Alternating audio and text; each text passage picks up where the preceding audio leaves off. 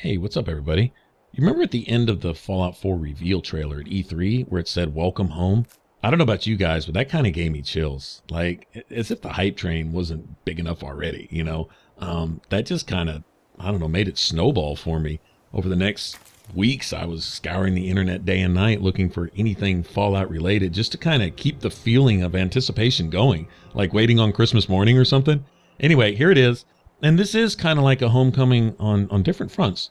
I mean, for our character who's been frozen like Han Solo in cryo for the last 200 something years, this is returning to the home, obviously after the bombs fell, not having any idea what's happened in the intervening, 200 something years, okay?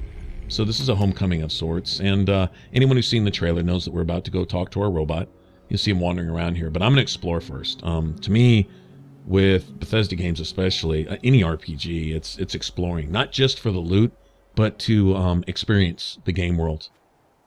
And on a side note, I would like to say that especially anyone here new to this channel knows that I really get into the story as far as, the people and the lore and the places and the things in the game, not just having a bunch of guns or swords and shooting and stabbing folks. I mean, it definitely has that in this. Much improved from previous Fallout installments. The combat, the shooting and the melee, they're all functional. You can do either, and it feels good.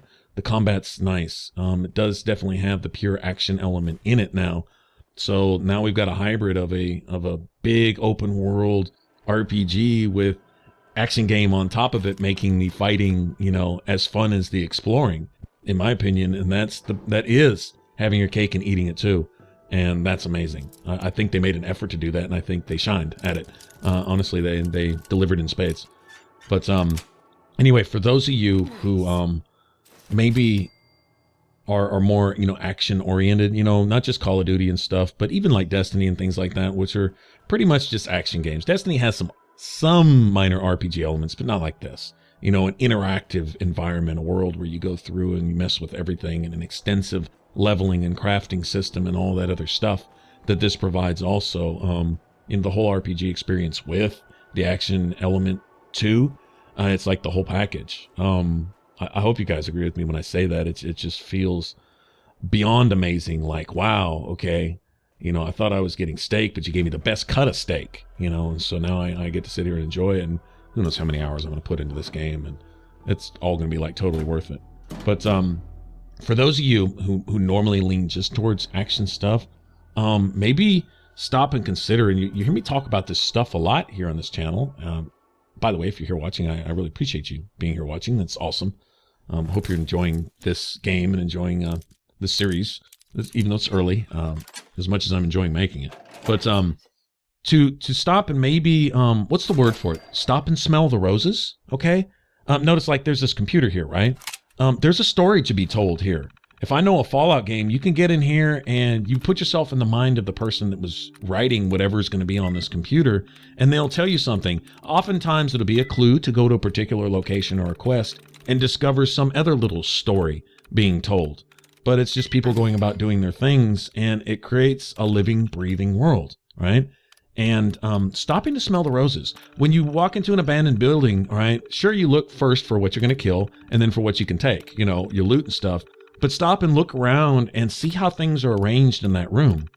They're amazing about this in Bethesda games, as well as other ones too. BioWare's really good about this in the worlds that they create and stuff.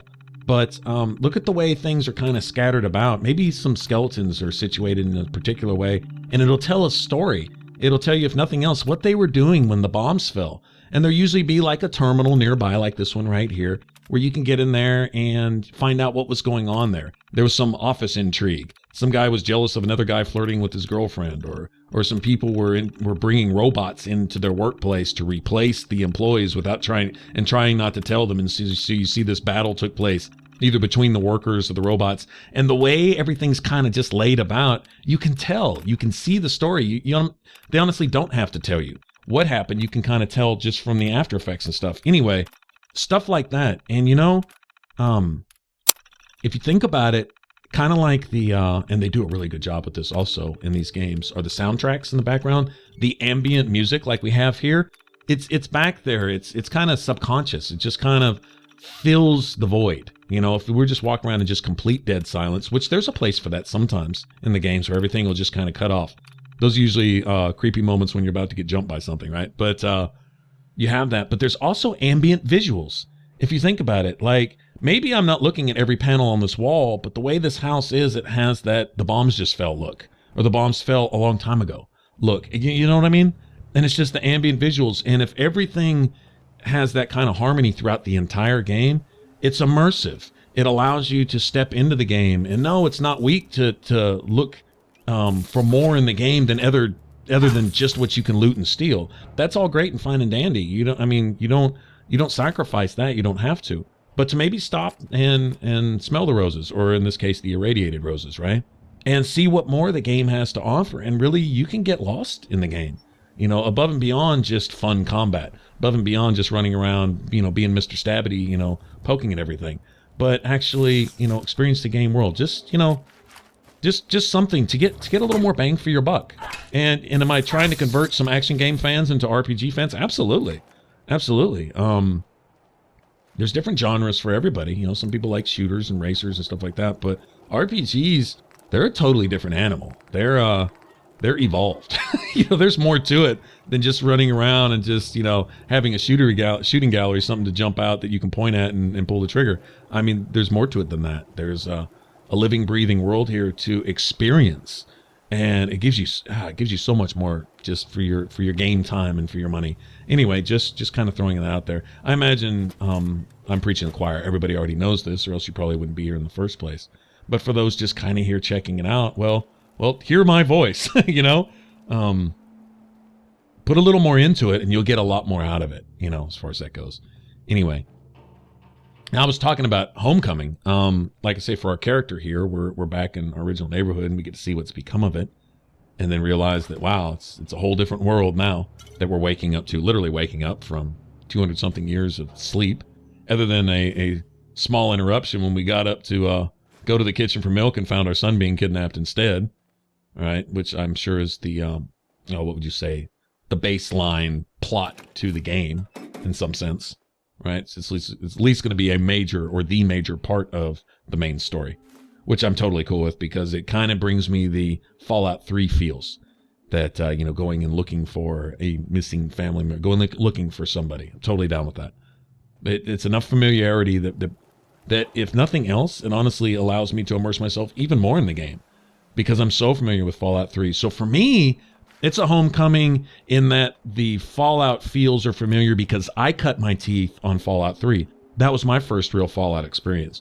For those of you, I know a lot of my gamer friends and people I've talked to and stuff, we're from the groups on Facebook and everything. You talk a lot about Fallout 1 and 2 and maybe Fallout, Tactics or whatever, and then New Vegas would probably feel more like a Homecoming, a long-awaited installment or sequel to your gaming franchise, where Obsidian, that was an Obsidian project, not Bethesda. Bethesda basically just gave them a lot of skins and helped them a bit and published it for them. Ouch! Wow, look at that. Oh, when you get incapacitated or wounded, look at that. You see the blood flying out of my face. So many improvements in the combat. Anyway, but for you guys, that may have been a little more familiar or whatever. Man, these freaking bloat flies hit hard. I remember that very hard difficulty in Fallout 3 also. Run into a bloat fly out in the nowhere and say, oh, this is cool. Hit him like 8 times with your 10mm and still doesn't go down. And you're like, are you serious? One bloat fly? Early on very hard. That's kind of what it's like. You're running around just poking at mud crabs with sticks, hoping to level up a little bit. Anyway, so for me, with Fallout 3 being the one I cut my teeth on, this is very familiar to me.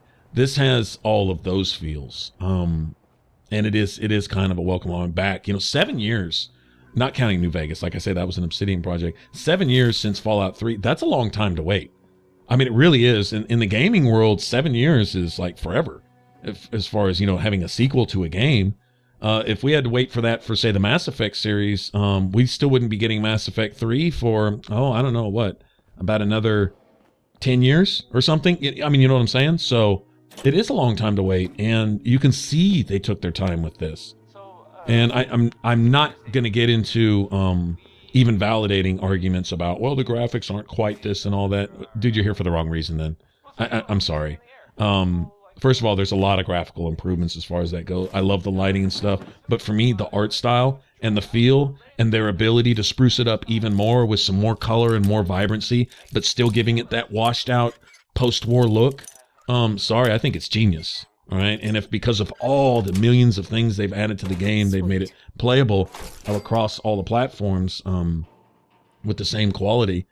And for the PC guys, you'll go on about your, PC's ability to, you know, blah, blah, blah. Great. Cool and stuff. But for me, this is way more than enough.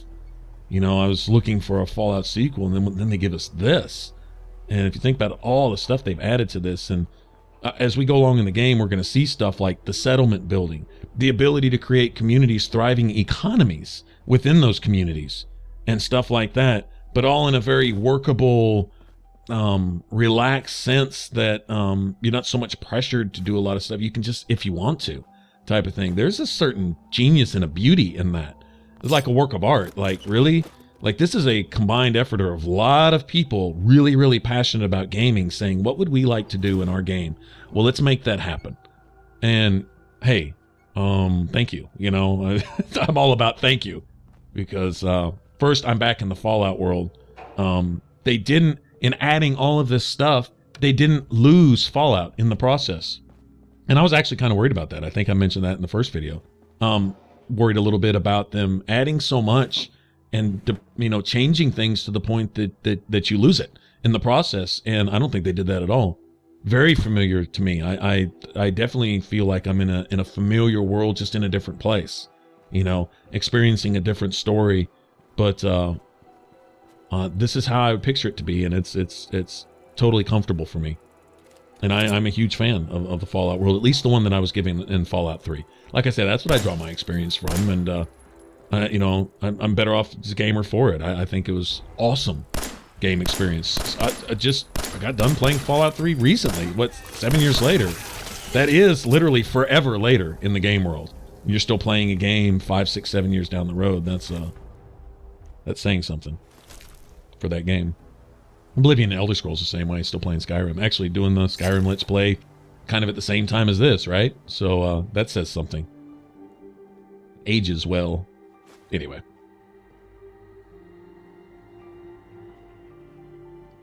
Enough rambling about that, but all right, so we are home, and like I say, I'm really running around, seeing what there is to loot, seeing what there is to see. I did find out in my very, very limited experience before starting this. Like I said, I had to come in and get a feel for the combat. I had to come in and at least see what the game was expecting and say, is this doable, Or how high is the learning curve type of thing. And there's a lot of new stuff. The combat's a lot more visceral. It's a lot more realistic, real time, as far as that goes, even with the new VATS improvements and stuff like that. But it still feels the same. They didn't depart from it. They just added a little bit to it and made it more, I don't know, kind of upgraded it a little bit. Where melee now is just as functional as the shooting. Oh man, just totally loving it. It definitely makes a ninja melee type character very viable in the game. Before it was viable based on the numbers, but now you get a little more, there's some, I guess you could say, combat and reactionary skill requirement now, as far as just kind of pointing in that direction, pulling the trigger, and what happens. Now you kind of have to aim when you shoot a little more. It's got more of a pure shooter element, and the melee is kind of the same way. You kind of have to get in there and be able to kind of like block and bash and slash and time your enemy's movements and stuff like that. I mean, wow, and then on top of the whole Fallout world and RPG game experience too. So let me talk to Codsworth real quick.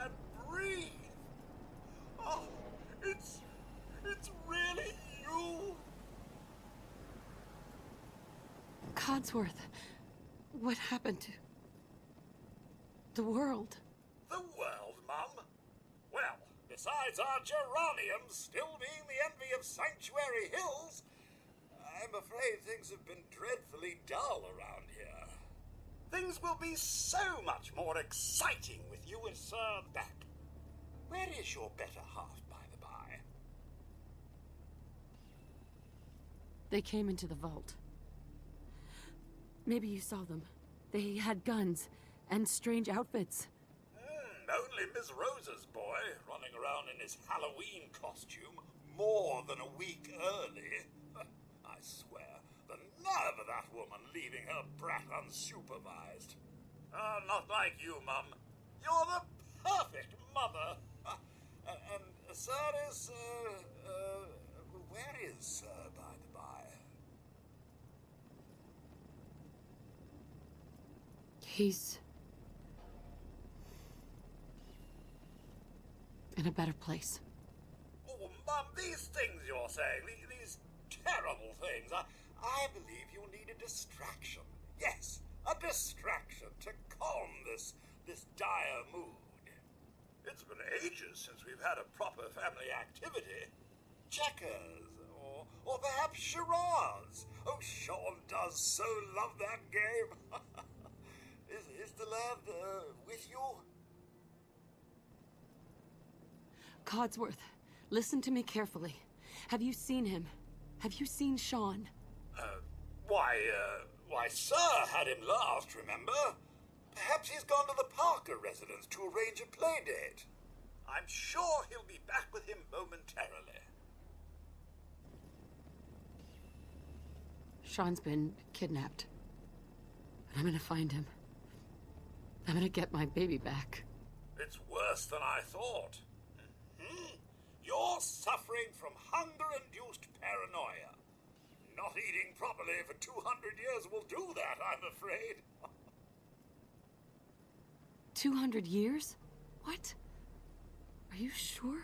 A bit over 210, actually, Mum.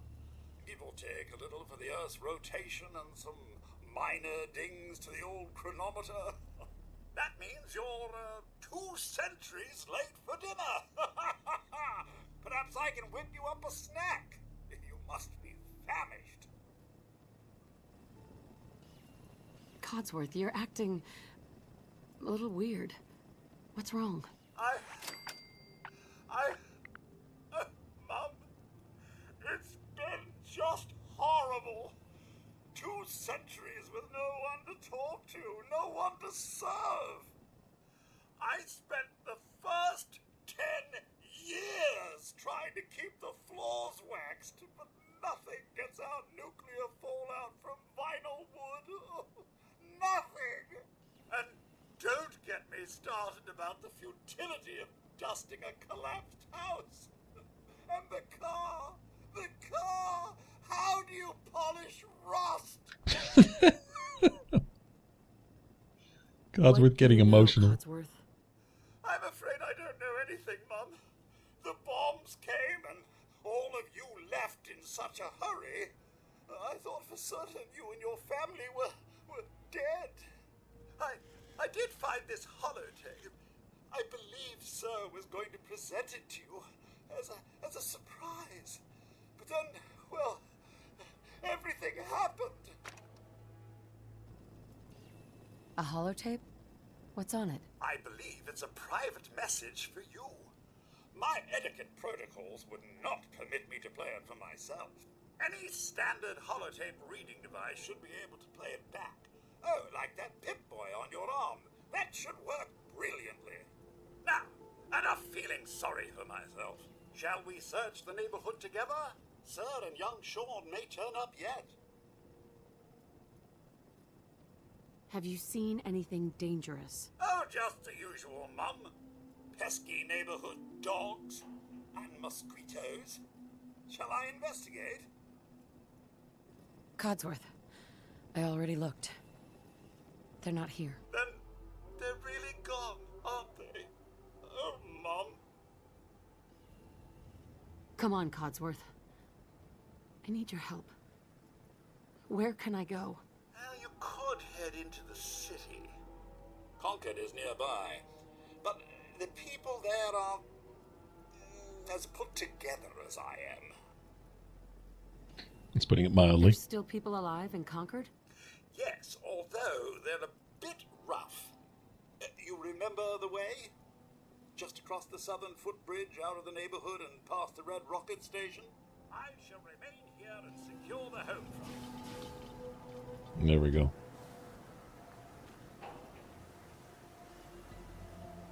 All right, so we have a direction to go. Say stopping in to talk to anybody and everybody is definitely reaps its rewards. All right, we will. Yeah, we were going to talk to Codsworth anyway. Miss old buddy Codsworth. So I'm going to collect all this stuff. It all has some part to play in making things. And I mean literally everything. All right, so this is our old house. Certainly looks a lot different, doesn't it? I love the before and after, though. Really brings it home as to the, the effects of war and stuff. But it goes beyond just a bunch of busted buildings. Is, people are gone. Children are dead. I mean, if I know Bethesda, there'll be several times during the game where if you look around and really look and listen, it'll really bring that home. In Fallout 3, it was passing playgrounds and hearing children laughing on the wind. Oh my gosh. That's just, that little detail right there endeared me forever to this game series. Probably just that one thing, on top of everything else. All right. Oh, look, there's a special book. What? Oh, that's like a free bobblehead. Very cool. Yep, read everything. Okay, lesson learned. Read everything. Grab everything, too. Okay. Guess the little mobile doesn't work anymore, huh? Well, that kind of says it all right there. The mobile doesn't work anymore. That'd be kind of creepy, though, hearing the old nursery tune that plays right now. Oh, man. Talk about a heartbreaker.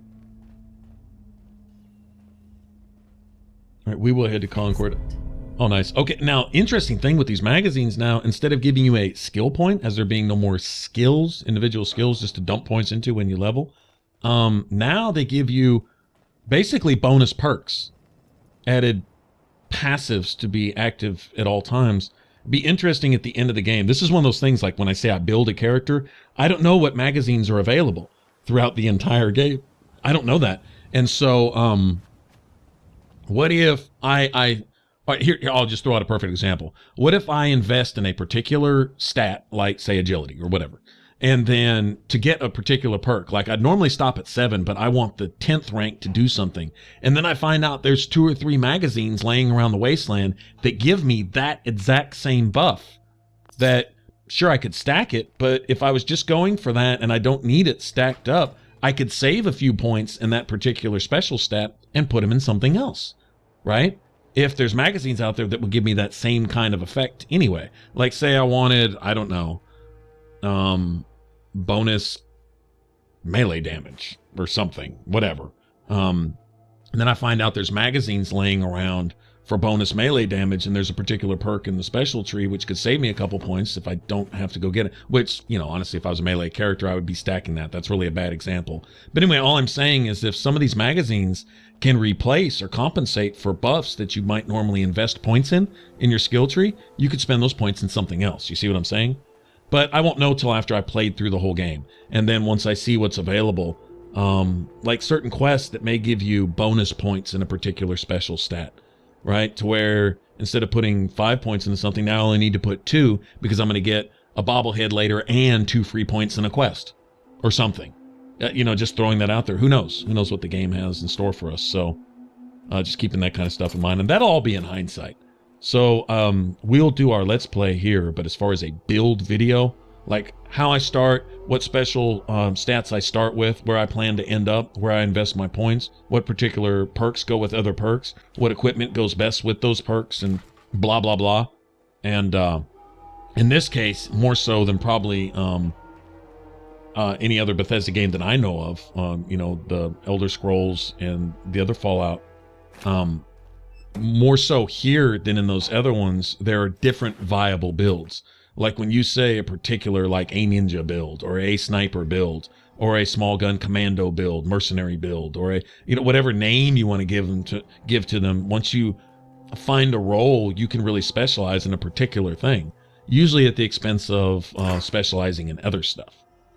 All right, I'm not going to do any crafting right now, but I am going to store a bunch of this stuff. Notice I just dropped off just about everything I was carrying. And some of this other stuff, like the clothes and things, if you want to role play, you can change into those. It looks like just about any outfit you see in the game, you can also find. Different colored dresses and business suits and shorts and shirts and all this stuff. A lot more well-preserved sets of clothing here than there was in the Capital Wasteland.